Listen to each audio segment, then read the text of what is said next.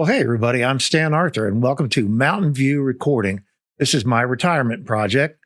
I was able in my retirement to build this studio, which is mostly devoted to music recording. This portion of the room is dedicated to podcasting. Now, I'm fairly new to the podcasting game. I was doing it in my house while this studio was being built. And it was fairly simple at that point, just a couple of USB microphones, one good camera, just a webcam. It was a Logitech Brio, and things were very simple. I didn't really have to worry about anything not working. It just all worked fine. I use OBS to record with, and I got the hang of that pretty easily because my whole career I spent making videos. So as far as video switching and downstream keyers and the like, it was pretty simple for me to get used to. Here's where I began having problems. When I moved into this studio, I was already committed to doing a completely USB setup. That was 3 USB cameras and 2 USB microphones, one for me, one for a guest, and also wanted to do remote guests. I started having a lot of problems with audio. Stuff that I just had to figure out, and it took me a long time. So I'm going to try to succinctly as I can explain to you what I've done to make things work. First, let's talk about headphones. If you don't need them, don't wear them. And for most of my podcasting, where it's just me and my co-host, we don't need headphones. We would need them if we were going to play a video and listen back to it. I'd be able to hear it, what's going down on the recording. But otherwise, we don't need them, so we don't use them.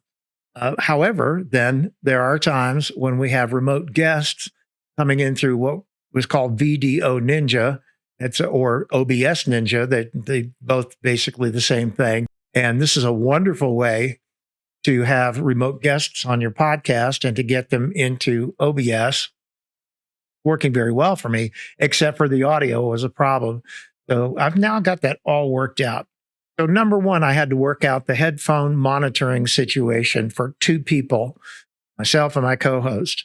When you're using USB microphones in a Windows platform, there's some figuring out you have to do. Now, in order to make all of this work, 2 USB microphones and 3 USB cameras, I had to get USB powered hubs to plug into my laptop, which is an MSI $600.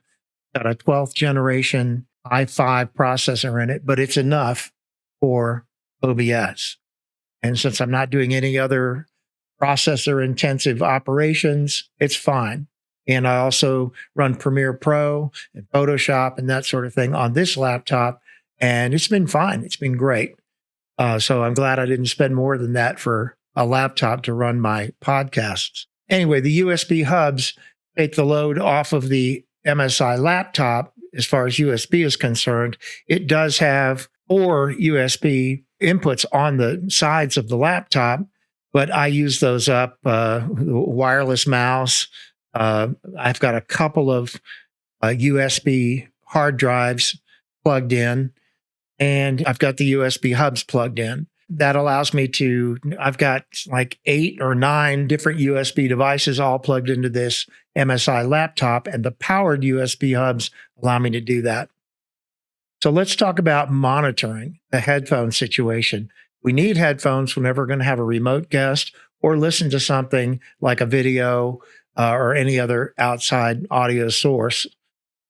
How did I do that? Typically, Windows only really wants you to have 1 USB microphone. I have 2, and they're the same brand and same model. And that also caused me a problem, but we'll talk about that later. So how to make it all work? Well, I found that I had to buy a small $40 mixer so that I could hear my co-host speaking and she could hear me speaking. And also on a separate channel, I could run the audio output from the laptop into the mixer that would also come back into our headphones. Now, these USB mics, they have a headphone output. So we take the headphone output from each mic and we run it into this little mixer right here. Don't ask me to pronounce the name of this. I won't do it, but you get the spelling, BOLANLE. The model number is the MH400. And it is $40 on Amazon. And this is your master knob, channel 1, channel 2, channel 3, channel 4. I was very pleased to find out that this mixer had the 3.5 millimeter plug inputs, stereo inputs for each channel. So I was able to take cables from the microphone output here that are the same on both ends. They're the 3.5 millimeter stereo plugs on both ends of the cable, out of the headphone output, and go into any of the channels on the Von Lanlow mixer. Okay, so I took one out of here. I took one out of my co-host microphone, put them into channels 1 and 2. And after adjusting the levels a little bit, I was able to get a decent signal back to both headphones. The output of the mixer is here. So I took that output and I ran it into a little headphone splitter thingy. And I've got my headset and the co-host headset that we can both now hear each other at good volume. And you'll see a third input down here is coming from the laptop headphone output. You can see right there. So that solved a big issue I was having with being able to monitor things. Now there's another great big step to this to make it all work. And that is any audio source that's incoming has to be mixed through a separate software mixer that is not included in Windows. We have a wonderful solution for that. It is the VOICEMEETER, that's VOICE, meter, MEETR. VOICEMEETER Banana is one of their models, and they're free. The VOICEMEETER mixer is absolutely free. You just have to go to the VOICEMEETER website and download it. One tricky thing that I discovered was that when you downloaded the VOICEMEETER Banana, you download it, install it, and then, you go to run it, and it runs their basic mixer. I'm like, what the heck? I downloaded VOICEMEETER Banana, and I couldn't figure it out. I went online. They said, oh, yeah, well, you actually have both mixers. You just have to open the right one. So I did a little search in my computer for that, found the right one, and now that's the one I have as a shortcut on my taskbar. So I make sure I get the right one each time. I run my host microphone into channel 1. I run the co-host microphone into channel 2. There's a third channel I'm not currently using. There are then these two virtual inputs, and I have run the Video Ninja output into here. So I'm able to get all these together at the same time. But the problem then becomes that you have to be able to have different outputs for different purposes. Well, luckily, the VOICEMEETER Banana is made to have multiple outputs, and it's all how you route everything, if you will, in order to make this work. There is some guesswork to it, unless you're an extremely logical person who can map that all out in your brain. But with some trial and error, I made this work. You can see that this output here is bouncing, and that is output B1. These microphones are routed to the B1 bus because I don't want to monitor those things through my headphones because I've already got them coming out here and going into the mixer so I can hear them there. If I was to monitor the microphones through this, I would be getting an echo, a delay, because USB microphones, once they go into a computer and they get recorded, it's actually a little bit delayed from the origin of your voice. So you don't want that. You're already monitoring your microphone through the headset. So we just send that now to the B1 send, and the B1 send is going into OBS. So also included in the B1 send is the teleconferencing, the Video Ninja, and basically the desktop. Well, it's actually the browser audio. Now, how do you just define all that? Well, I'll tell you.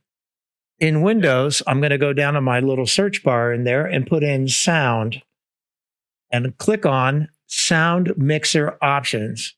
And you can see that there are several programs that are running, and clicking on the little gadget there, you can set the output device and an input device. So VoiceMeeter Banana, I don't need a default in. I don't need a specific input device because I'm sending things individually. And my OBS is here, and it's not set at all because I don't need it to be. I'm recording to that. Here's an interesting thing. NVIDIA Broadcast. Why did I use that? Well, because I had a problem running two of the exact same microphones with the exact same name into the VoiceMeeter mixer. So I ended up using NVIDIA Broadcast. I have an NVIDIA graphics card in my MSI. And if you don't have one of those and you don't have NVIDIA Broadcast, an application, if you don't have that available to you, I'm not sure what you're going to do.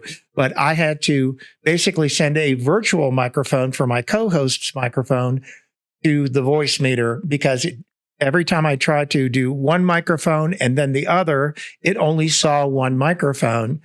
Can't explain that. It's just a Windows thing. So I set up a virtual microphone through NVIDIA Broadcast and was able to bring that into channel 2 of the VoiceMeeter mixer. Now, you may not see the applications you need to assign in the volume mixer in Windows, but that's okay. You need to open those applications in order to see them here in the volume mixer. Got to make sure those applications are open, and then you'll see them, and then you can assign them. So again, with the VoiceMeeter mixer, I'm able to have multiple inputs and multiple outputs. And that's just a beautiful thing. And once you get the hang of it, it straightens out all of the audio problems that you might be having if you're trying to do a setup like this. My whole goal was to set up a podcasting studio that looked good, but didn't spend more money than I needed to spend on gear.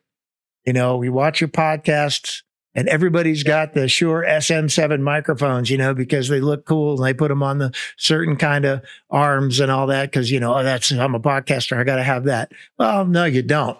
And you need to have what you can afford that still sounds good and looks good. I use Osbot Tiny 2 Lite cameras, which are only $179, and they pan and tilt and zoom and fantastic, and up to 4K. Great. And only $179 for a camera. And they look good. They look great. I would be delighted to take your questions about this in the comments. And don't forget to like and subscribe to my channel. That would be great. It's very helpful. I'm not doing this for any other reason than to stay busy during retirement. And I've enjoyed it very much. The episodes that we've done from this studio have been a lot of fun. I have a full-time co-host.